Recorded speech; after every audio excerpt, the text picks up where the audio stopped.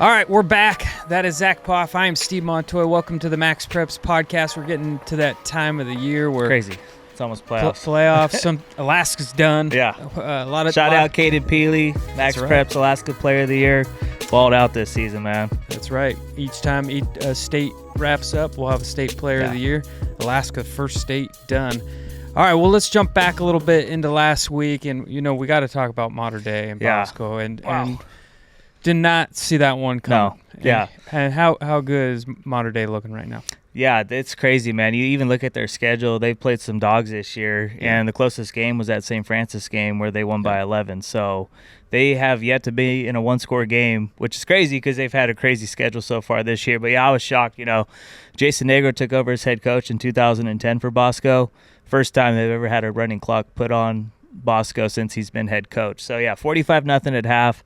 They dominated every phase of the game. Yep. And, going into that one, it was going to be tough for Bosco because they got a young squad. So we'll see if they learn from this. And when the playoffs get here, if we do see that rematch, I would expect it to be a closer game. I don't think it's going to be 59-14 again. But, yeah, Mater Dei is just on a different level right now. Yeah. They're clearly the best team in high school football.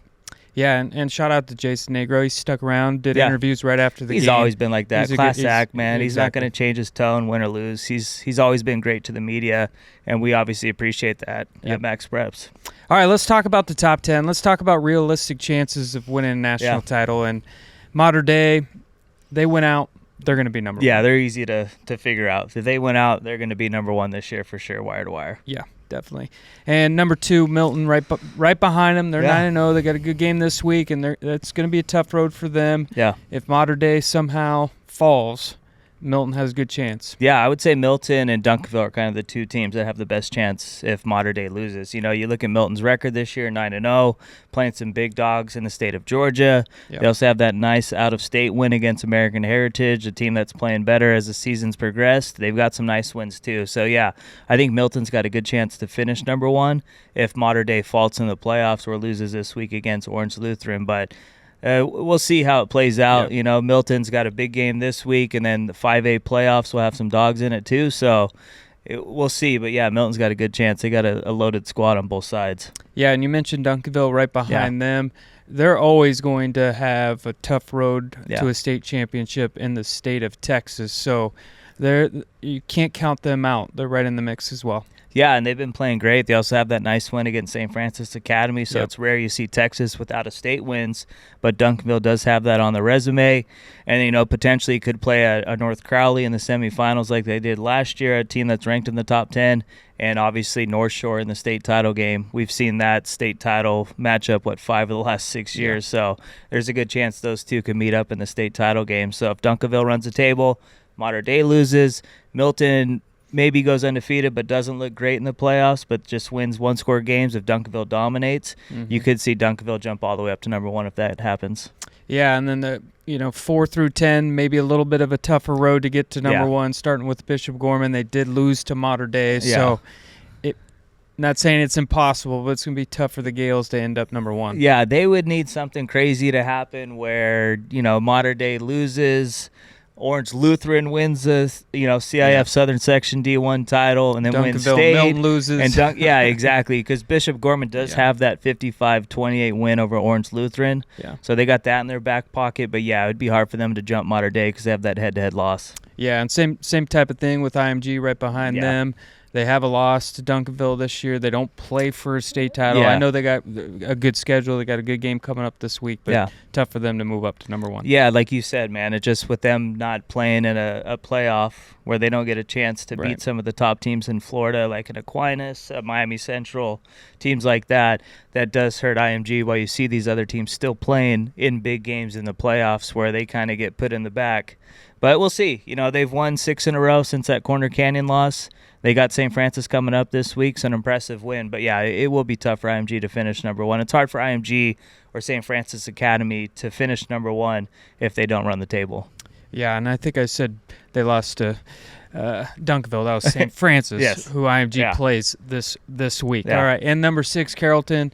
They're undefeated right now. They're looking really good. There's a chance they could somehow sneak up to number 1. Yeah, they got a chance too, and they play in 6A, which is Georgia's largest classification this year. So they got a big game this week against Douglas County. We'll hit on it here in a sec, but yeah, Carrollton runs the table. A couple things fall their way. They got a chance, but it's nice with them, man. Julian Lewis having a great senior season. Yep. He would have pretty much shattered every Georgia passing record if he wouldn't have reclassified and actually played 4 years of high school ball, but he's got bigger things he wants to do, and that starts with winning a state title this year, and I really do think Carrollton's got a good chance to win 6A. So we'll see what happens if they run the table. A few teams ahead of them lose, but yeah, they need some things to go their way if they want to win their first MaxPreps national championship. Yeah, North Shore, number 7, saw a heck of a football game this last weekend against the Atascocita, and that was a big win for them. Kept them in the top 10, kept them at number 7. So what do you like from North Shore? Yeah, this is a team. I love Caleb Bailey at quarterback. He's underrated. Doesn't have a bunch of D1 offers, but all he's done is win since he's been the quarterback at North Shore. He's been making plays since his freshman season. So they got a big win against the Atascocita. Potentially could play Duncanville in the state title game, so they kind of control their own destiny if they want to jump up in the rankings if they run the table. Back when they won it all, finished number 1 in 2018, they were towards the bottom of the pack, around 10 most of the year, got hot in the playoffs, That's a good point. Yep. Went undefeated, and next thing you know, they finished at number 1. And, one of the big reasons why they did that year, because Mater Dei had a 41-18 loss on their resume. It's hard for a team to finish number 1 in the country when you have a big defeat like that. Yeah, and later, coming up in a couple weeks, you'll put out toughest playoff brackets. Yeah. Texas is always in the mix. That has some weight on who finishes number 1 as well. Number 8 is St. John Bosco. It's going to be it could be a possibility that they finish in the top 5 if they make a run somehow, get a rematch and beat Mater Dei, but after that loss, it's tough to give somebody number 1. Yeah, you lose by 45 points. Yeah. It's going to be hard to finish number 1 in the country. The good thing for St. John Bosco, though, is a lot of these guys on the team this year will be coming back next year. So if they get hot, win a state title, see how far they jump in the rankings. But that'll go a long way for when we come out with the rankings next year. Right. They would have a good chance to start the year at number 1. Yeah, and it's hard to call them a sleeper since they're ranked number 9 in the country, but Mission Viejo kind of falls behind Mater Dei and Bosco. But watch out. They're right there in the mix. Yeah, I mean, if Mission Viejo runs the table and then you add a win over Bosco, add a win over Mater Dei in the in the section title game, and then you beat a De La Salle potentially in the open game. Yeah, that's a good resume. Yeah, and these two teams played last year, and Mission Viejo looked good against De La Salle. So if all of those things happen, we'll have to wait and see what happens with Duncanville, North Shore, Milton, Carrollton. But, hey, you never know, man. So we'll see what happens. But, yeah, Chad Johnson doing a tremendous job for the Diablos. And then North Crowley, similar situation as North Shore in a way. I mean, there's a chance they run the table. Yeah. They make a run in the Texas State playoffs. Another team that could make some noise. Yeah, if they fall into the 6A D1 bracket, you get Duncanville in the semifinals, and then you get North Shore in the state title game. Another great resume. And they have DeSoto win on their resume too. They do. So those would be wins over the 3 top teams in Texas. So, yeah, they got a shot, but, yeah, it's going to be long odds. But, hey, you never know, man. That's why they play the game, see what happens. If North Crowley finishes number 1 in the season, that's going to be my job is going to be very hard because a lot of crazy stuff has happened for North Crowley to find a way to jump all the way up to number 1. But, hey, Quentin Gibson, stud wide receiver, he's having a huge senior season. They got a bunch of other playmakers, too. North Crowley is for real this year. It's going to be a fun watching the playoffs for those dudes. They can score some points. That's for sure. All right, now let's look a little bit, look ahead to the week ahead. There's some good matchups going on. St. Francis is back in the rankings this weekend. This week, they're going up against IMG. That's the headliner. In many ways, good game here. IMG St. Francis Academy. Yeah, hasn't been a game this season where there's been more 3-star recruits. This game features 44 players rated as a 3-star recruit or higher. So a bunch of dudes, potential, future college stars, and some guys that will probably be playing in the NFL will be playing on Friday night in this one. St. Francis Academy, they're playing great. They had the 3 losses, but, combined 17 points against number 1 Mater Dei, number 3 Duncanville, and then number 15 Orange Lutheran. So those are 3 legitimate programs they lost to. Were all competitive games outside of maybe the Mater Dei game. Mm-hmm. But, yeah, this should be a fun one. IMG, they had a tough game last week, pulled it out in overtime 14-13. Yeah. I'm impressed with Eric McFarland, freshman wide receiver. It's 4th and goal at the 10. You're down 13-7. Last play of the game, quarterback throws it up. McFarland makes a touchdown catch, and then they get the PAT for the dub. So this should be a good game, and I'm kind of leaning St. Francis, though. I think they're just hitting their stride right now. I think early in the season when they had that tough 3-game stretch against those 3 ranked teams, they still weren't quite sure who they were yet. They found out who they are. They've been playing great. They dominated some good teams, beat Center Grove handily in Indiana. They beat Clearwater last week, big, 35-7. And maybe the craziest thing is this is their first home game of the season. It's November 1st. So I like St. Francis in this one, though. I think it's going to be a tight game, but I think St. Francis is going to force some turnovers and win this one. Yeah, shout out to them for their tough schedule. They're not dodging anybody. They're going on the road, like you said, first home game in November. That's pretty wild. All right, back to California, back to the number 1 team, Mater Dei. Yeah. Hey, Orange Lutheran, they're tough. You don't want to overlook Orange Lutheran, that's for sure.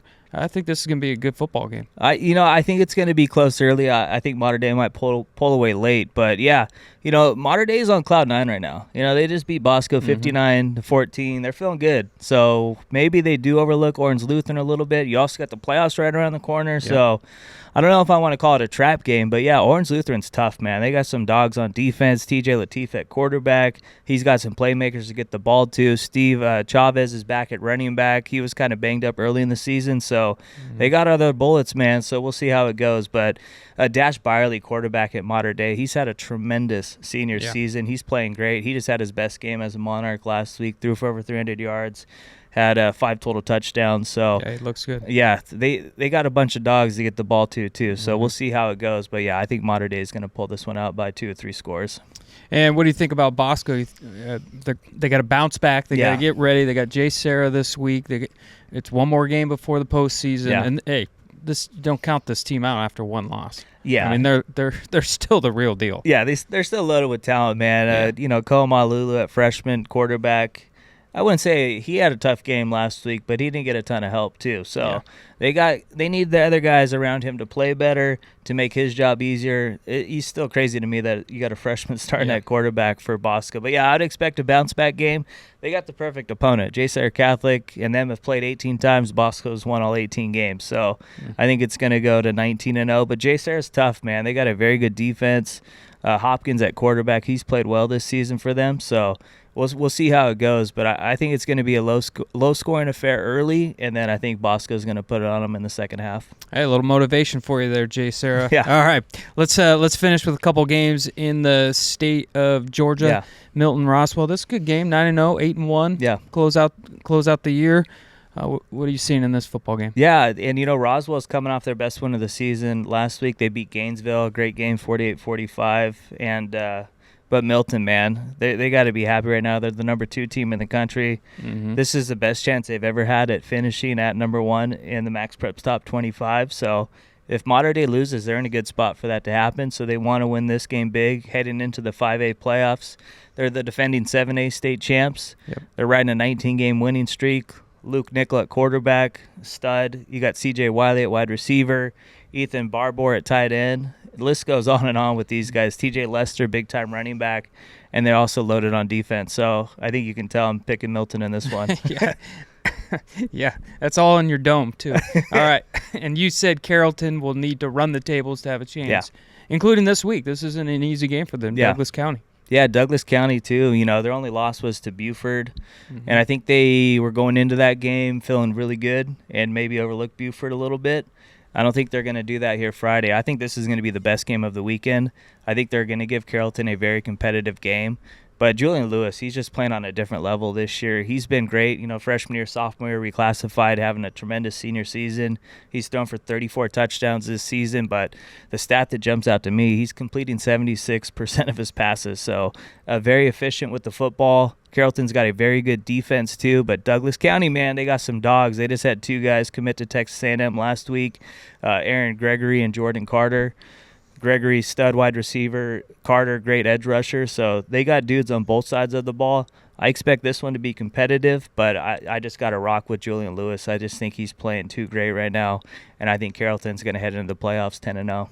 Yeah, hard to pick against him, that's for sure. Well, Friday is November 1st, and November means playoff football. Yep. A lot of good football coming our way. Coming Friday, the month of November, like you said, it's wild that we're already at this point. It's Football great. season is flown Season's already winding down. Yeah. We'll be dishing out state players of the year. States wrap up too, so It's going to be a busy time, but a very fun time. That's for sure. All right, that's Zack Poff. I'm Steve Montoya. Thanks for tuning in to the Max Preps Podcast.